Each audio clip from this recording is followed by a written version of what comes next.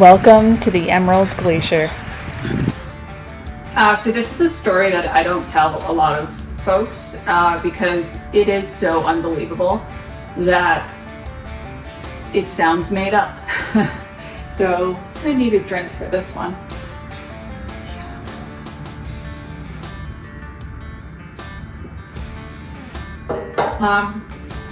So I want to give you this first-hand experience that I had in the mountains. This experience questioned my concept of time, how we perceive it, and essentially our own reality. Yeah. So I was on my yearly trip to the Iceline Trail in British Columbia, Canada. Now this is a super cool place. I do a lot of my photography up there and have on glaciers over the years. I've definitely captured some of my best pieces in the most wild places. So I backcountry camp the Iceline Trail every year, usually around Canada Day. So we're talking like late June, early July. And as you can imagine, some years the Iceline Trail is virtually impassable with the snowpack. There's a bit of snow out here. And some years it's super dry. And I'm no stranger to glacier travel. This is just how she goes. So I set up camp deep in Little Yoho Valley and I make some dinner. I got up, packed what I needed for the day, and hiked up to the Emerald Glacier. Now the Emerald Glacier, you can see it from the Iceline Trail. It's kind of a choose your own adventure at your own risk kind of thing. Because to explore a glacier, it's a glacier. It's dangerous. You think you're on rock, but it's actually a glacier. And just by chance, I lost my favorite sunglasses down a crevasse. My Johnny Knoxville sunglasses, as I like to call them. And man, I wore those sunglasses everywhere, every day, and they're just gone. The glacier has them now. Not really sure what's down there, but it sounds like certain death.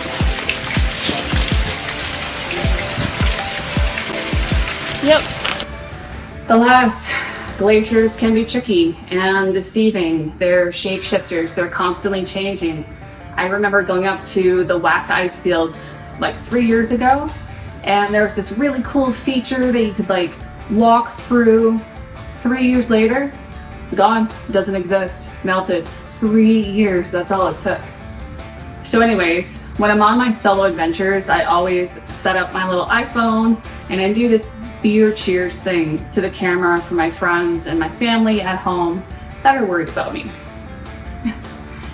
Just to let them know I'm okay. And especially Mom, I'm fine.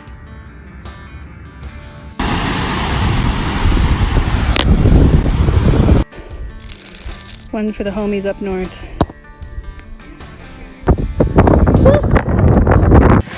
Cheers! Oh. Yeah.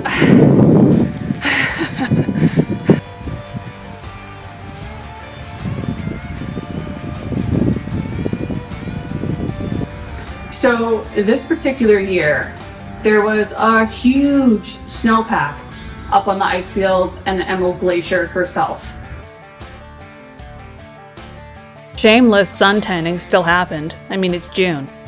So, lost my favorite sunglasses, RIP. Bought some that were kind of similar, but not my favorite. Ended up breaking those on the Iceline Trail as well, for some reason. But anyway, so the next year I go up to the ice fields and the Emerald Glacier. This year, there's a huge snowpack up on the glacier herself. Not safe. There was no way I was going up onto the Emerald Glacier with all of her crevasses and trapdoors to hidden death, covered in just this thin little layer of the melting snow. Nope, not a chance. Not dying on this glacier. So instead of going up to the glacier, I did my usual setup with my iPhone and did my usual beer cheers just at the edge of the Emerald Lake for everyone, you know?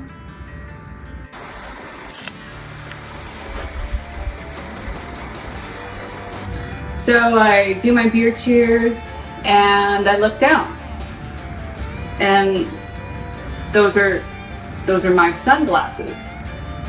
But I'm wearing the sunglasses that I bought to replace my sunglasses. And I look closer. These are my Johnny Knoxville sunglasses. On the shoreline where I happen to be exactly 1 year later after I lost them at the top of the Emerald Glacier into a crevasse.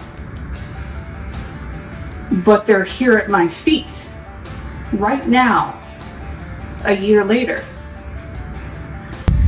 Look what I just found on the shoreline.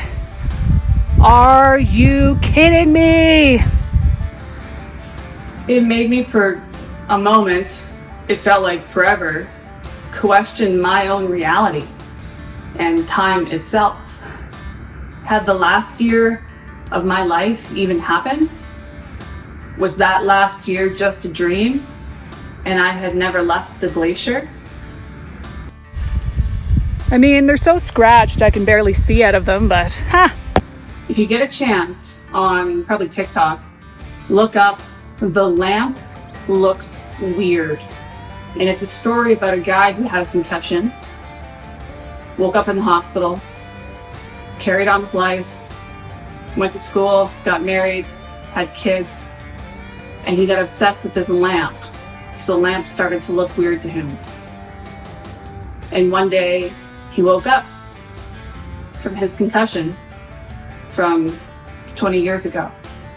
So he had lived an entire life in a dreamlike state, but it was real to him. That's what this felt like. For a moment I thought, could I redo this year to come of my life, knowing what that year had unfolded?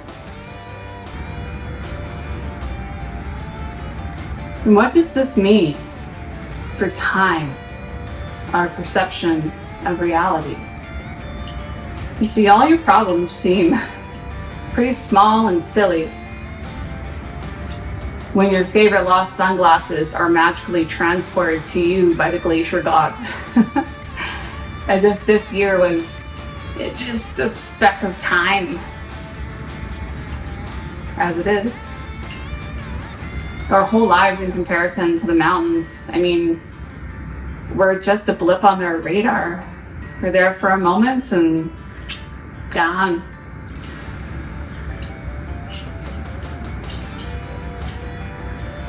Shouldn't we be trying to make the most